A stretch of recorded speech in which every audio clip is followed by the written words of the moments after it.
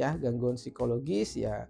Kalau bisingnya tinggi ya otomatis ya pasti kita merasa gelisah ya, mudah marah, stres ya kalau kebisingan itu terlalu tinggi.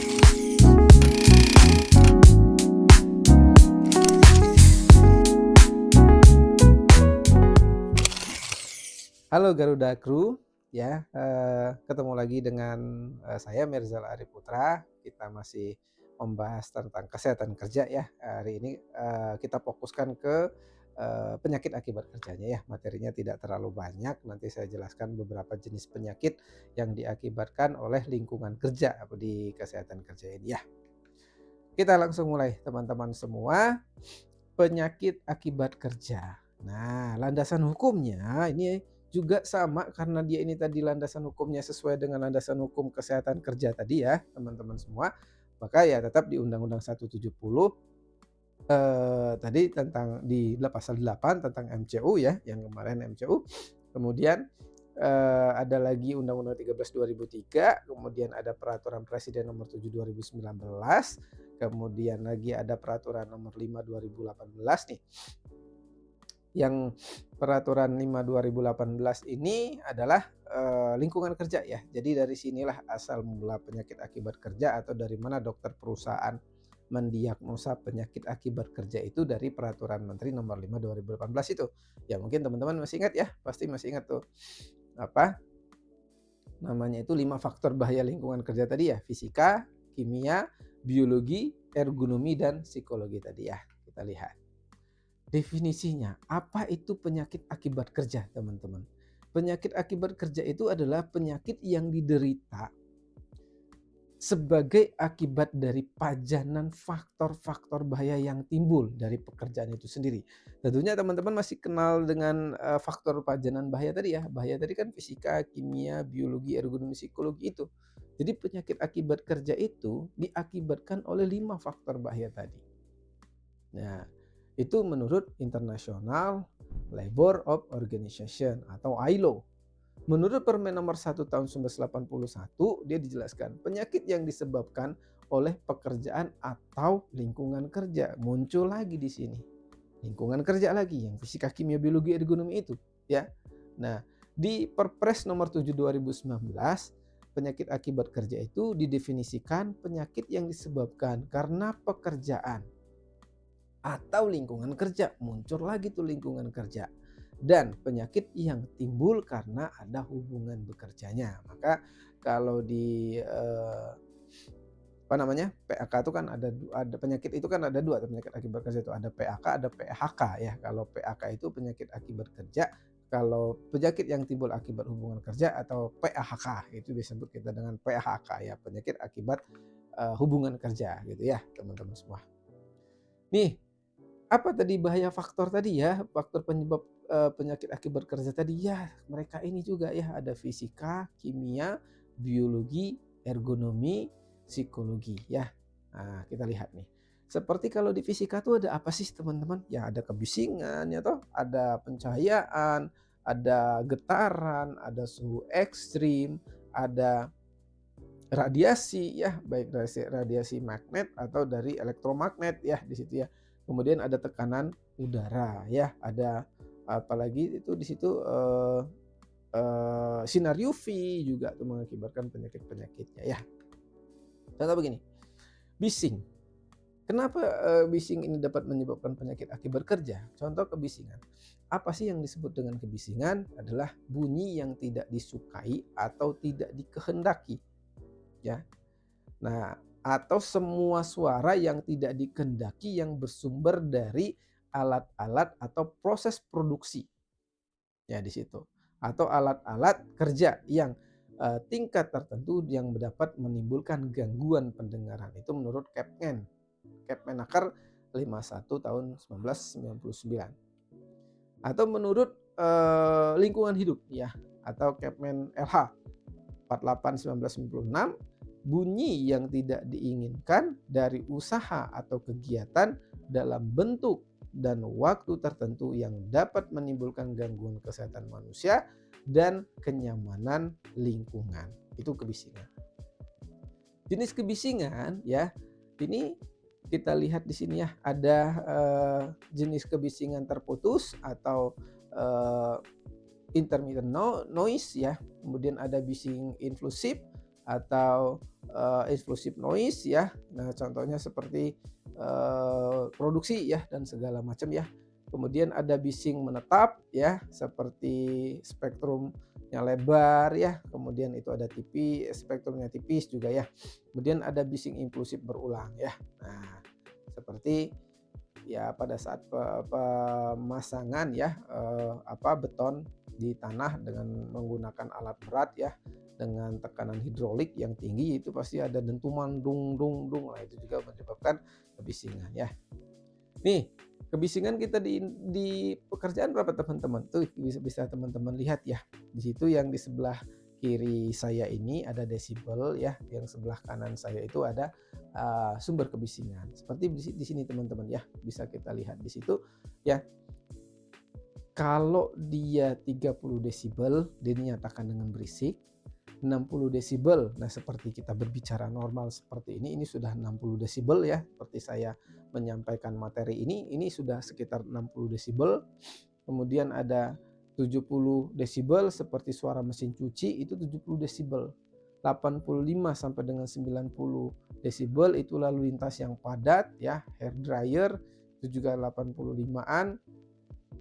Sepeda motor itu 95 desibel ternyata teman-teman. Eh, handrail ya, itu 100 desibel dan lain-lain ya. Nah, seperti yang lebih dari 180 itu peluncuran roket ya. Shotgun itu juga 165 desibel. Yang mana yang diperkenan untuk bekerja? Ya lihat di tabelnya di situ. Kalau untuk 8 jam kan memang tidak boleh di lebih dari 85 desibel untuk di Indonesia gitu ya, di Peraturan Menteri Nomor 5 2018. Tapi bagaimana kalau kebisingan itu lebih Pak dari 85 ya untuk 91 desibel? Masih boleh bekerja, hanya saja tidak 8 jam, tapi dia hanya 2 jam saja. Apa penyakitnya yang diakibatkan oleh kebisingan? Ya ini adalah gangguan pendengaran ya teman-teman ya. Gangguan pendengaran ini terdiri dari apa saja ya, seperti temporary hearing loss ya, kita lihat. Kemudian itu ada permanen hearing loss dan segala macam ya. Kemudian ada gangguan auditori seperti gangguan komunikasi ya, gangguan konsentrasi dan keletihan ya atau kelelahan ya, atau gangguan ketelitian juga termasuk di situ ya. Gangguan psikologi, gangguan pada salah satu sistem tubuh yang mungkin dapat terganggu akibat kebisingan. Ya, gangguan psikologis ya kalau bisingnya tinggi ya otomatis ya pasti kita merasa gelisah ya, mudah marah, stres ya kalau kebisingan itu terlalu tinggi. Nih, PAK-nya ini adalah noise induced hearing loss gitu ya, atau gangguan pendengaran ya. Bisa dilihat di situ ya, ada gambarnya ya. Yang bulu-bulu halus itu kan yang namanya silia itu kan bulu-bulu halus ya. Silia itu kan menerima apa nama bahasa kalau kata kita menerima rangsangan suara dari luar yang dibawa ke seterusnya ya di dalam benang telinga tersebut ya. Vibration meter ya. Di sini faktor bahaya kedua adalah vibration meter. Ya biasanya vibration meter ini terdapat di mana teman-teman? Ya vibration kan ada dua ya, ada whole body vibration, ada hand body vibration. Kalau yang whole body vibration itu biasanya seperti pengemudi forklift ya, masinis ya, pengemudi-kemudi alat berat dan lain-lain. Kalau yang getaran hand arm vibration itu yang tangan saja ya, seperti pekerja konstruksi, penebang pohon ya, apalagi namanya itu ya bordir ya, mesin jahit. Nah, ini juga masuk di dalam getaran. Nih, nih. Kalau lihat di getaran itu ya mulai dari whole body vibration, rasa tidak nyaman, kelelahan, gangguan penglihatan, gangguan keseimbangan, pendarahan ya, perdarahan saluran cerna ya maksudnya di situ. Kemudian ada perdarahan sirkulasi di saluran kemih juga dan lain-lain. Kalau hand vibration yang kita kenal dengan HAVS ya, itu gangguan sirkulasi darah, gangguan syaraf, gangguan otot rangka dan motion sickness ya. Nah, ini contoh penyakitnya teman-teman bisa dilihat tuh. ya. White finger syndrome namanya ini ya, atau biasa disebut dengan IVWF ya kalau bahasa K3-nya. Tapi biasanya kalau sebut itu adalah white finger syndrome. Kenapa dia bisa keputihan itu, teman-teman? Karena semakin lama dia terpapar dengan getaran, otomatis kan pembuluh darah di situ semakin menyempit ya kan? Karena dia semakin menyempit, maka oksigen di sana tidak dapat dibawa oleh darah untuk ke sel-sel yang ada di ujung-ujung jari itu. Akhirnya sel-sel yang ada di ujung jari itu dia kekurangan makanan sehingga tidak mendapatkan suplai makanan, sehingga akibatnya dia membusuk gitu ya, nekrosis atau sehingga dia kematian jaringan ya. Biasanya ditandai dengan awalnya itu baal ya, semutan, kemudian pucat pada jari-jari ya, pagi hari yang tidak sembuh-sembuh gitu ya. Akhirnya ya itulah terjadinya white finger syndrome gitu ya. Kemudian, nah ini contohnya tuh teman-teman nih, gejala white finger syndrome atau Raynaud syndrome tadi sama aja ya. Si Raynaud syndrome dengan white finger syndrome itu sama saja. Ya, rasa kesemutan, baal pada jari-jari ya. Kemudian durasinya itu kurang dari 1 jam ya, jari merah disertai nyeri, penurunan sensitivitas. Nah, itu contohnya tuh penyakit dari kebisingan. Penyakit dari getaran. Kemudian penyakit dari mana lagi? Dari bahaya suhu yang ekstrim seperti thermal ya, seperti kombinasi dari beberapa komponen ya, lingkungan seperti suhu udara, kelembaban, pergerakan aliran udara, panas dan radiasi ya di situ teman-teman. Ya di situ memang pengukuran suhu ekstrim ini harus kita ukur menggunakan indeks suhu basa dan bola. Nah, ini apa namanya itu bahayanya kalau orang yang terpapar dengan suhu yang terlalu tinggi atau terlalu rendah, dia akan berhubungan dengan metabolisme tubuh ya.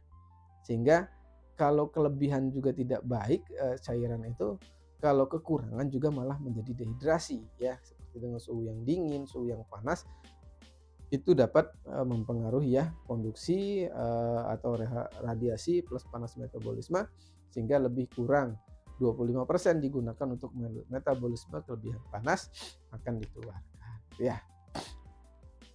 Penyakitnya apa Pak? Nah nih ada heat syncope, ada hiperhidrosis atau heat stroke.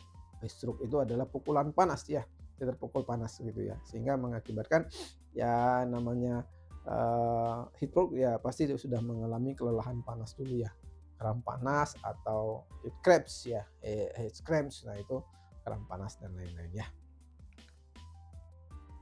Kemudian penyakit dari mana lagi teman-teman? Penyakit dari pencahayaan ya. Setiap kegiatan melibatkan fungsi penglihatan juga memerlukan yang namanya pencahayaan ya di situ.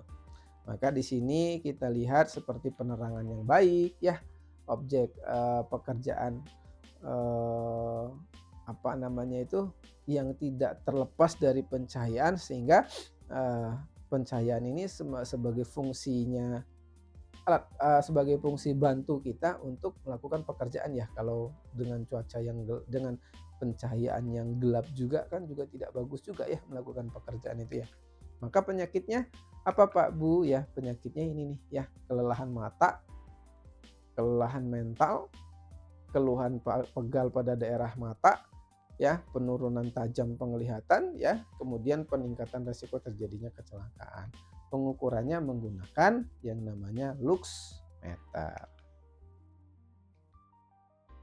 Kemudian ada lagi nih disebut dengan penyakit yang diakibatkan oleh radiasi nih teman-teman ya. Apa saja penyakit yang diakibatkan oleh radiasi? Nah ini dia contohnya ya. Kalau sinar UV ya kemungkinan dapat katarak ya toh. Kalau dari radiasi laser ya mungkin bisa berefek pada mata dan kulitnya penyakitnya kan.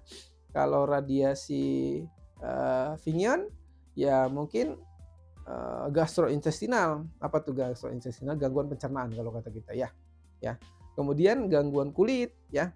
Kemudian ada gangguan reproduksi gitu ya teman-teman ya. Infrared ya peningkatan suhu tubuh, ya bisa katarak juga tuh yang kemarin. Radiasi gelombang mikro, ya bisa gangguan neurovaskuler.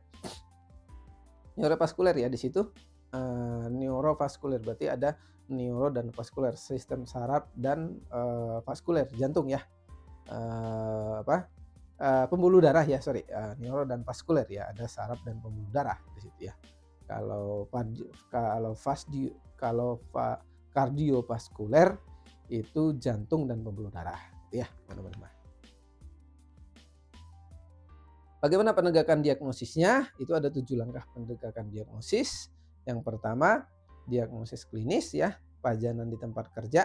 Yang ketiga, hubungan antara pajanan ditegakkan ya. Kemudian dokter perusahaan akan mengukur jumlah pajanan tadi. Kemudian dari faktor individu dilihat riwayat penyakit dari faktor individu, apakah pernah menderita penyakit akibat kerja terlebih dahulu atau pernah menderita riwayat penyakit terlebih dahulu. Kemudian ada faktor lain di luar pekerjaan gitu ya, itu nanti didiagnosa oleh dokternya.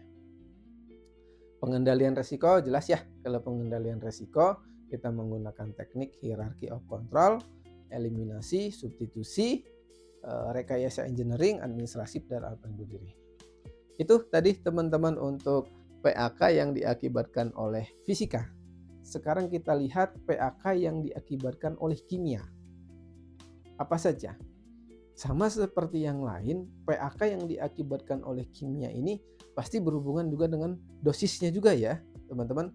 Lama terpapar dosisnya juga ya, di situ ya, toksiknya. Jadi bagaimana dia bisa menjadi toksis karena lama terpapar dengan dosisnya juga.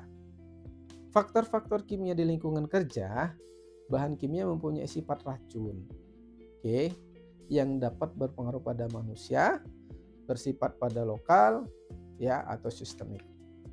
Maka kita lihat nih teman-teman, apa saja bahan kimia yang sifatnya beracun, ya, seperti antara lain dengan sifat atau bentuk fisik yang bahan kimia, zat padat, cair, gas, uap, kabut, ya, debu, fume, asap, itu dapat menyebabkan keracunan juga. Dengan sifat bahan, jenis senyawa, berat, molekul ya, kemudian derajat kelarutan juga dapat mengakibatkan keracunan. Jalan masuk bahan kimia ada 3 nih teman-teman ya. Jalan masuk ketiga kimia itu bisa melalui mulut, bisa melalui kulit ya, bisa melalui saluran pernapasan. Kalau saluran pernapasan itu kimianya itu dari gas dan uap serta partikel. Kalau mulut dan kulit biasanya kimia padat ya dan cair ya. Nanti ada lethal dose-nya. Kalau lethal dose itu mulut dan kulit ya, berapa lethal dose 50-nya nanti dilihat di Kepmen 187 tuh ada ya, Kepmen 187 1999. Kalau yang melalui sistem saluran pernapasan nanti dilihat dari lethal konsentrasinya atau LC-nya gitu ya. Apa saja yang berpengaruh juga untuk keracunan seperti faktor manusia, umur, kebiasaan, daya tahan tubuh, dan derajat kesehatan. Nih, seperti bentuk fisik bahan kimia, ada partikel atau aerosol ya. Kalau dari padat, debu, fume ya, asap. Kalau cair bisa dari mist, kabut atau fog ya di situ ya. Non aerosol, cair, uap padat ya. Kemudian ada uap. Nih, golongan faktor kimia seperti debu ya, asbestos ya. Asbes itu ya, nanti penyakitnya asbestosis. Kemudian silika, nanti penyakitnya silikosis ya. Kemudian dari siderosis organik itu biasanya dapat menyebabkan alergi pada pertukaran gas O2 dan CO2 di paru-paru atau peradangan alveolitis ya, di alveoli gitu ya. Kemudian gas CO ya, gas H2S itu dapat menyebabkan asfiksia penyakitnya. Gas NH3 metana ini NH3 ini ya juga dapat menyebabkan iritan. Kemudian dari uap ya seperti dapat menyebabkan asma ya, kemudian dermatitis. Kalau dari foam ya seperti zat padat itu dapat mengakibatkan yang namanya metal foam fever atau panas ya, panas akibat paparan metal ya. Kemudian ada pneumokoniosis atau peradangan paru-paru, sesak napas, ya ISPA dan lain-lain akibat dari foam tersebut. Larutan seperti dermatitis iritan ya, kontak dermatitis ya, itu dapat mengakibatkan penyakit akibat kerjanya ya dari larutan-larutan tersebut ya. Bahaya kesehatannya seperti iritan ya, kalau kita lihat di inflamasi peradangan pada jaringan hidup definisinya. Contohnya kimianya yang dapat menyebabkan PAK seperti sulfur dioksida, kemudian metana ya. Kemudian korosif ya, definisinya merusak atau memakan ya jaringan yang hidup. Contoh kimianya seperti femol, asam sulfat, asam kromat, asam klorida ya, kemudian NaOH ya. Soda kaustik NaOH ini natrium hidroksida ya, soda api biasanya gitu ya. Kemudian ada zat-zat kimia penyebab alergi ya. Definisinya menyebabkan reaksi alergi ya, contohnya seperti nikel, hati-hati dengan tambang nikel, kemudian dengan formaldehid ya, itu juga hati-hati ya contoh kimianya. Kalau target organ ya, merusak organ yang sistem tubuhnya yang spesifik ya. Biasanya contoh kimianya ini adalah silika gitu ya, debu silika yang dari batu bara, debu bebatuan dan lain-lain. Yang karsinogen ya menyebabkan diduga dapat menyebabkan kanker. Kalau yang namanya karsinogen ya teman-teman, biasa sifat kimianya fenilklorida, benzen, sama akrilonitril ya. Sebenarnya masih banyak juga yang karsinogen ini ya. Selain benzena itu apalagi namanya itu teman-teman yang dapat menyebabkan kanker itu lem ya, lem ibon juga sama ya, itu dapat menyebabkan kanker. Nih, kemudian itu tadi yang dari kimia, teman-teman. Kemudian penyakit akibat kerja yang dari ergonomi, ya. Nih, kalau berbicara ergonomi tadi kan ini adalah sikap tubuh tidak alamiah tadi ya. Bahayanya kan itu adalah bahaya ergonomi kan ada bahaya cara kerja ya, bahaya posisi kerja, alat kerja, lingkungan kerja, dan konstruksi yang tidak ergonomis. Efeknya kepada tubuh, ya penyakitnya bisa muskuloskeletal disorder gitu ya, atau nyeri otot, deformitas ya, kemudian perubahan bentuk dan dislokasi gitu ya teman-teman. Itu juga menyebabkan penyakitnya dari ergonomi. Terakhir teman-teman, penyebab penyakit itu adalah psikologi. Ya, kalau psikologi ini sebenarnya teman-teman ada masih di Peraturan Menteri Nomor 5 2018 pun ya, bahaya psikologi itu kan seperti bahaya ketaksaan peran ya, bahaya beban kerja berlebih kuantitatif, bahaya beban kerja berlebih kualitatif ya, tanggung jawab terhadap orang lain ya, konflik dan lain-lain yang dapat mengakibatkan ya gangguan mental gitu ya, seperti stres, psikomatis atau somatis gitu ya. Itu tadi teman-teman penyakit akibat kerja ya yang diakibatkan oleh faktor-faktor bahaya. Jadi dari situlah si dokter menentukan diagnosa penyakitnya tadi ya, dari faktor fisika, kimia, biologi, ergonomi, dan psikologi. Sekarang kita lihat tata laksananya teman-teman. Bagaimana tata laksana PAK ya? Pertama, tata laksana PAK ini dilakukan setelah mendapatkan diagnosa klinis oleh dokter perusahaan. Maka setelah mendapatkan diagnosa klinis dari perusahaan, itu dilakukan di fasilitas kesehatan terdekat ya, bisa di kliniknya itu sendiri di perusahaan tersebut ya, atau mungkin di fasilitas kesehatan terdekat yang lainnya ya. Itu sesuai dengan kompetensi dokter. Maka hasil dari kompetensi dokter tersebut kita menentukan apakah nanti karyawan kita ini rawat jalan atau malah rawat inap gitu ya teman-teman ya. Kemudian setelah penentuan rawat jalan ya, maka kita melakukan penata laksanaan medikamentosa gitu ya. Nah, kemudian di terapinya bisa kita melakukan medikamentosa dan non medikamentosa seperti edukasi, exercise, fisioterapi, konseling gitu ya, psikoterapi dan pemberian nutrisi. Kalau rujukan ya berarti apabila si diagnosis ini belum dapat ditegakkan, berarti kita harus melakukan rujukan. Ya biasanya kenapa kita melakukan rujukan? Ditimbulkan karena keraguan dari dokter yang melakukan pemeriksaan itu sendiri ya jelas ya. Salah satunya itu atau mungkin di fasilitas kita tidak terdapat alat-alat untuk mendiagnosa tersebut ya, sehingga kita rujuk ya ke fasilitas kesehatan terdekat gitu ya. Kemudian sumber daya yang dimiliki atau sarana prasarana juga berpengaruh ya. Apa namanya itu masuk ke nanti ke dalam proses rujukan. Kalau di sarana prasarana kita tidak mencukupi, ya kan, dokternya juga belum kompeten di situ, alat-alat penunjang diagnosa juga tidak ada, ya maka lebih baik dirujuk gitu ya teman-teman semua. Kemudian ada tata laksana PAK, tata laksana okupasinya seperti begini nih. Kalau tadi kan medikamentosa. Kalau sekarang okupasi bagaimana? Ya salah satunya dengan ini teman-teman. Sasaran tata laksana okupasi seperti individu bekerja ya, komunitas bekerja. Kemudian tata laksana okupasi pada individu yang bekerja itu kita lakukan penetapan kelayakan kerja, fit work lah gitu ya. Kemudian bagi perusahaan yang karyawannya sudah mengalami PHK nanti akan diangkat lagi, ya lakukan SK baru atau program kembali kerja. Kemudian ada penentuan cacat, itu ya teman-teman ya. Kemudian tata laksana okupasi seperti upaya pencegahan PHK dan penemuan PHK dini ya. Ya salah satunya bagaimana penemuan PHK dini tadi teman-teman, itu dengan cara adalah melakukan MCU tadi ya teman-teman, bisa MCU berkala atau MCU khusus tadi atau MCU awal tadi.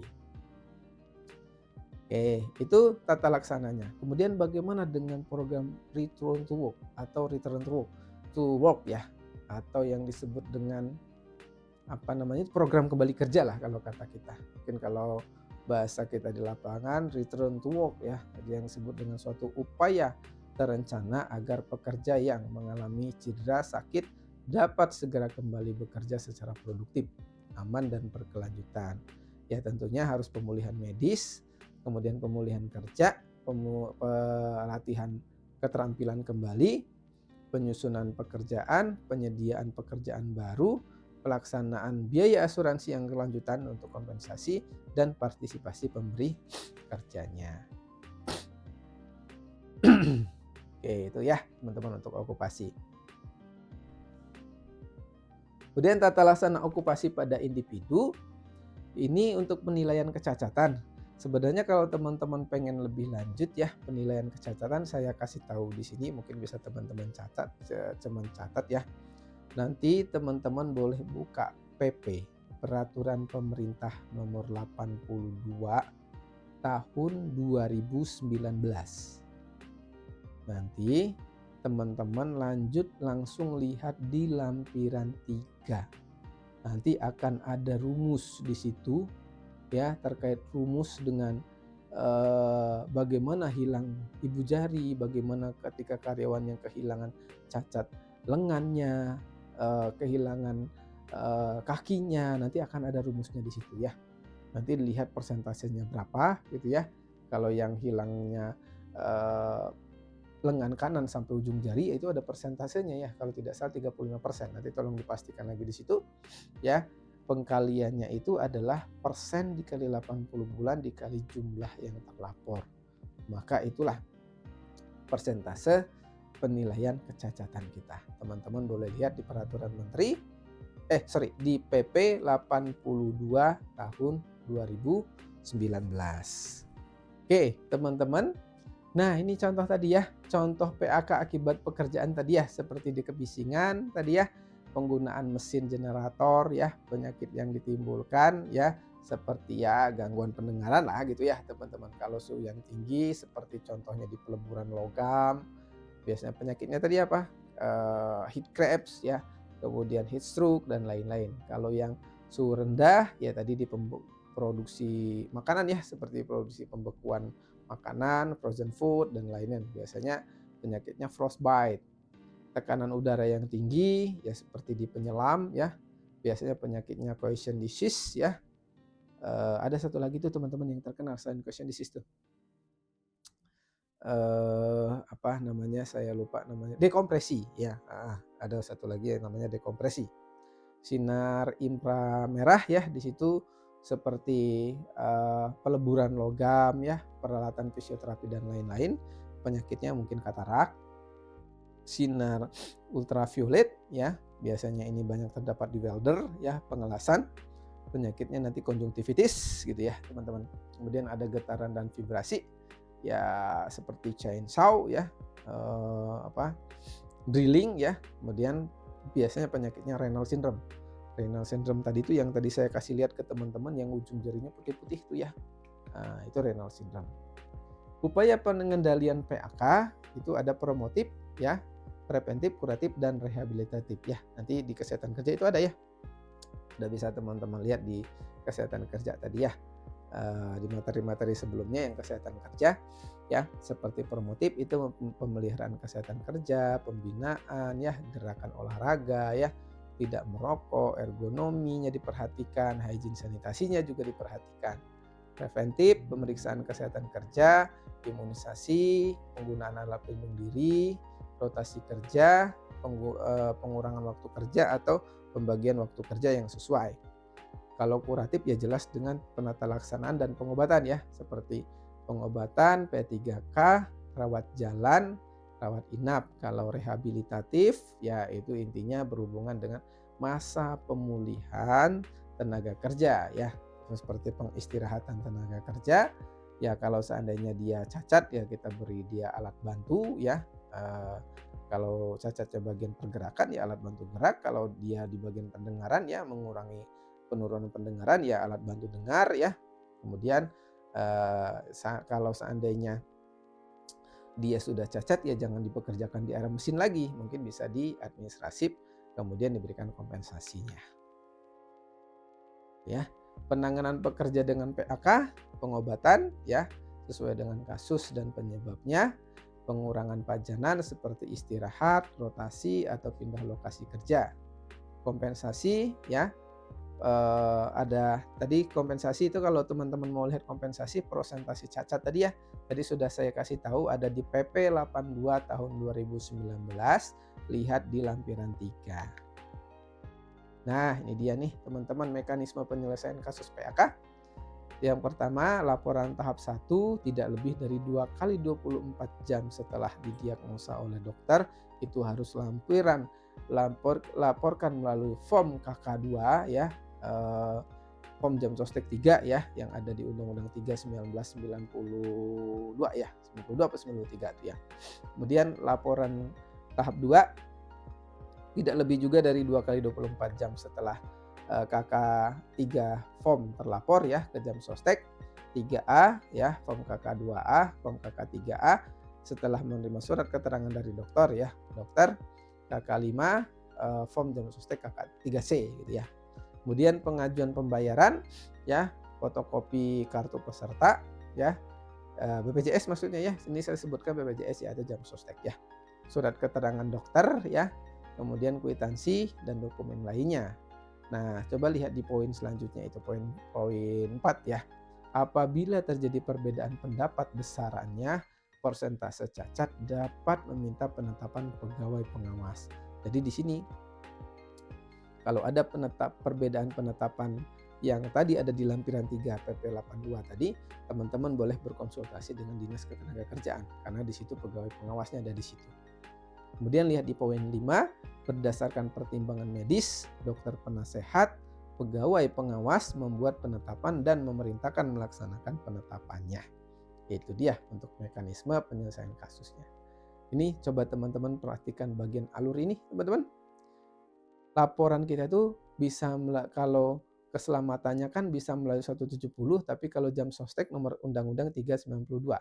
Sebenarnya teman-teman bisa lihat tuh kalau Undang-Undang 170 setelah didiagnosa PAK maka kita bisa lapor ke jam sostek terlebih dahulu ya, kemudian ke Disnaker, dari Disnaker provinsi baru ke kementerian. Begitu juga di Undang-Undang 3292 dokter pemeriksa setelah mendiagnosa PAK-nya dia lapor ke Disnaker, ke jam sostek, nanti di jam sostek juga melapor ke Dinas Tenaga Provinsi, barulah keluar setuju atau tidak setuju kompensasi dikeluarkan, ya. Permasalahan PHK, ada kecenderungan PHK ini banyak tidak dilaporkan teman-teman. Ya iya, gitu ya. Banyak, kadang-kadang bukan masalah kesalahan perusahaan, kitanya yang tidak tahu gitu ya, bagaimana teknik pelaporannya atau bagaimana melaporkannya gitu ya. Dokter perusahaan sering berstatus tenaga paruh waktu ya. Ya betul, ini masalah PHK juga, kurang leluasa dalam melaksanakan program kesehatan kerjaan juga secara komprehensif tadi, karena banyak dokter di Indonesia ini masih paruh waktu dia untuk dokter kesehatan kerjanya, ya mungkin seminggu itu cuma 2 kali dia datang atau 1 kali dia datang gitu ya. Kemudian pemeriksaan kesehatan kerja ini masih belum banyak dilakukan oleh perusahaan ya. Ya masih banyak Bapak Ibu sampai saat ini ya yang masih belum dilakukan oleh perusahaan ya, pemeriksaan kesehatan kerja itu tidak bisa dipungkiri itu. Masih banyak banget sampai saat ini permasalahan itu. Baik, itu teman-teman semua terkait dengan materi penyakit akibat kerja, semoga bisa dipahami ya teman-teman semua. Semoga bermanfaat juga teman-teman. Saya pamit undur diri ya, semoga bisa ketemu di diklat lainnya ya, atau di sharing-sharing selanjutnya teman-teman.